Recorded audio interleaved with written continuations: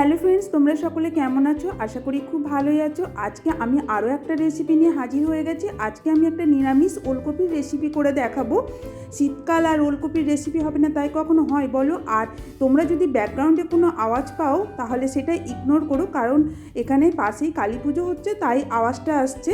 তো প্রথমেই আমি এরকম ছোটো সাইজের ওলকপি নিয়ে নিয়েছি 4টে, আর কচি কচি ওলকপিগুলো নিতে হবে। আর এই যে শাকগুলো দেখছো, শাকগুলো খুব কচি, তাই এই শাকগুলো দিয়েও আমি একটা রেসিপি বানাবো। সেই রেসিপিটাও তোমাদের সঙ্গে শেয়ার করব, সেটা অন্য কোনো একদিন। তো আজকে ওলকপির রেসিপিটাই শেয়ার করে নিচ্ছি। তো প্রথমেই শাকগুলোকে আলাদা করে নিতে হবে। আর নিয়েছি একটা আলু, এরকম মিডিয়াম সাইজের আলু, তোমরা দিতেও পারো নাও দিতে পারো। তো আমি একটা এরকম নতুন আলু নিয়ে নিয়েছি মিডিয়াম সাইজের। এবার ওলকপিগুলোকে মাঝ বরাবর প্রথমে কেটে নেব এইভাবে। এবার খোসাগুলো ছাড়িয়ে নিতে হবে। খোসাগুলো ছাড়িয়ে নিয়েছি, আর আলুটারও খোসা ছাড়িয়ে নিয়েছি। এবার এই ওলকপি আর আলু সব কিছু ভালোভাবে একবার ধুয়ে নেব। ধুয়ে নিয়েছি, এবার ওলকপিগুলো আর আলুটা কেটে নেব। তার আগে এই যে মাথার অংশ আর পেছনের অংশটা কেটে বাদ দিয়ে দিতে হবে।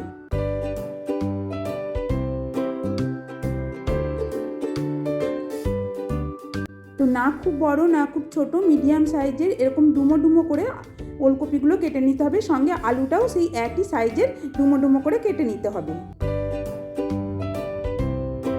দেখতে পাচ্ছ কেমন করে আমি কেটে নিয়েছি। এইভাবেই সব ওলকপি আর আলুটা কেটে নিয়েছি। এবার একটা মশলা তৈরি করে নিতে হবে। তার জন্য আমি কিছুক্ষণ আগেই 4টে কাজু, 5টা কিশমিশ, 6টা চীনাবাদাম আর 1 চামচ চালমগজ ভিজিয়ে রেখেছিলাম। এটা দিয়ে একটা পেস্ট তৈরি করে নেব। যেহেতু নিরামিষ রান্না, পেঁয়াজ রসুন পড়ছে না, তার পরিবর্তে এই পেস্টটাই আমরা ব্যবহার করব। আর ভিজিয়ে রাখলে বাটাটাও খুব ভালো হবে, বাটাটা একদম মিহি হবে। তো বাটা হয়ে গেছে, দেখতে পাচ্ছ তোমরা কতটা মিহি হয়েছে। আরও একটা মশলা তৈরি করে নেব।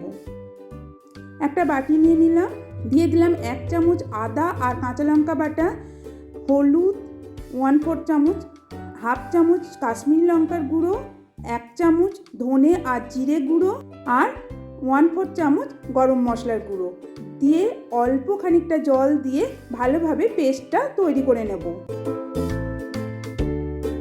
পেস্টটা তৈরি হয়ে গেছে আর সব মশলাই রেডি হয়ে গেছে। এগুলোকে সাইডে রেখে দেব।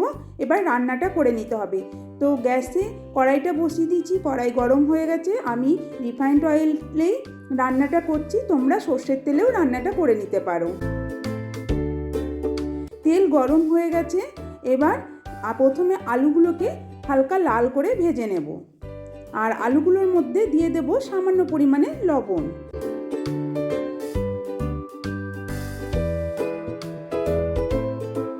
আলুগুলো ভাজা হয়ে গেছে। এবার আলুগুলোকে একটা বাটির মধ্যে তুলে রাখবো। এবার ওলকপিগুলো হালকা করে ভেজে নেব। আর ওলকপির মধ্যেও দিয়ে দেব সামান্য পরিমাণে লবণ। ওলকপিটাও ভাজা হয়ে গেছে। এবার ওলকপিটাও তুলে নেব আলুর সঙ্গে। এবার এই একই তেলে দিয়ে দিতে হবে ফোড়ন। ফোড়নে দেব প্রথমেই হিং, 5 ফোড়ন, একটা শুকনো লঙ্কা, একটা তেজপাতা এইভাবে মাঝখান থেকে কেটে নিয়েছি, আর কিছু গোটা গরম মশলা। গরম মশলায় আছে এলাচ, লবঙ্গ, দারচিনি আর গোলমরিচ। তারপরে একটু নাড়াচাড়া করে দিয়ে দিতে হবে তৈরি করে রাখা মশলার পেস্টটা। দিয়ে দেব 2 চামচ টমেটো বাটা,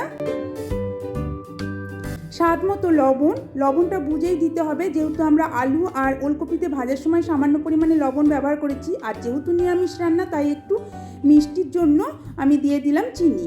দিয়ে মশলাটাকে ভালোভাবে কষিয়ে নিতে হবে। আর বাটি ধোয়া জলটাও দিয়ে দিতে হবে এই মশলার মধ্যে, দিয়ে ভালোভাবে তেল ছাড়া পর্যন্ত কষিয়ে নিতে হবে। তেলটা ছেড়ে গেছে।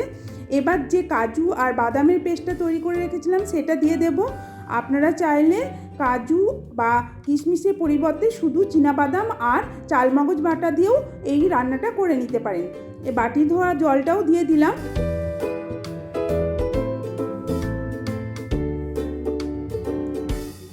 আর দিয়ে দিলাম খানিকটা ধনেপাতা কুচি, দিয়ে আরও কিছুক্ষণ মশলাটাকে ভালোভাবে কষিয়ে নেব যতক্ষণ না বাদামের গন্ধটা যাচ্ছে। কাঁচা বাদামের গন্ধটাও চলে গেছে আর গা থেকে তেলটাও ছাড়ছে, তো বুঝতে হবে মশলাটা কষানো হয়ে গেছে। এবার ভেজে রাখা ওলকপি আর আলুটা দিয়ে আরও কিছুক্ষণ নাড়াচাড়া করব। আর দিয়ে দিলাম কিছু মটরশুঁটি, দিয়ে ভালোভাবে মশলার সঙ্গে ওলকপি আর আলুটাকে কষিয়ে নেব।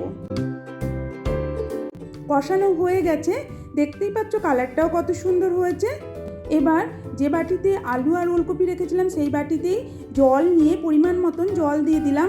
যেহেতু এই বাটির মধ্যে তেল লেগেছিল তাই ওই বাটিতেই জলটা দিয়ে নিলাম।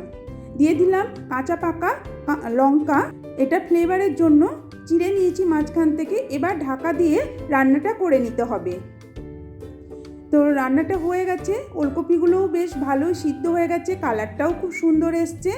তো আমি একটা চেক করে দেখিয়ে দিচ্ছি ওলকপি, এই যে দেখো কত সুন্দর সিদ্ধ হয়ে গেছে। এবার ওপর থেকে দিয়ে দিতে হবে খানিকটা গাওয়া ঘি আর আরও খানিকটা গরম মশলার গুঁড়ো দিয়ে গ্যাসটা বন্ধ করে 2 মিনিট ঢাকা দিয়ে রেখে তারপর নামিয়ে নিতে হবে।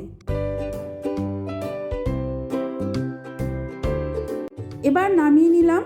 আর যদি আমার আজকের ওলকপির ভিডিওটা তোমাদের ভালো লাগে অবশ্যই একটা লাইক করে দিও। আর যারা আমার চ্যানেলটি এখনও সাবস্ক্রাইব করোনি ঝটপট সাবস্ক্রাইব করে নাও এরকম সুন্দর সুন্দর রেসিপি পাওয়ার জন্য। আর পাশের বেল আইকনটি অবশ্যই প্রেস করবে, তাহলে যখনই নতুন কোনো ভিডিও আপলোড করব তোমাদের কাছে নোটিফিকেশান পৌঁছে যাবে। আজকে এইটুকুনি। আর যাবার আগে বলে দিই, যদি পারো তাহলে একটা শেয়ার করে দিও আর কমেন্ট করে জানিও রেসিপিটা তোমাদের পছন্দ হয়েছে কিনা। আর তোমাদের কাছে অনুরোধ রইল এইরকম একটা রেসিপি বানিয়ে নেওয়ার, নিরামিষ দিনে এরকম একটা রেসিপি বানিয়ে বাড়িতে সকলকে খাও, সকলেই খুব নাম করবে। তো আজকে এইটুকুনি, বাই বাই। অন্য কোনো দিন অন্য কোনো ভিডিও নিয়ে আবার হাজির হব।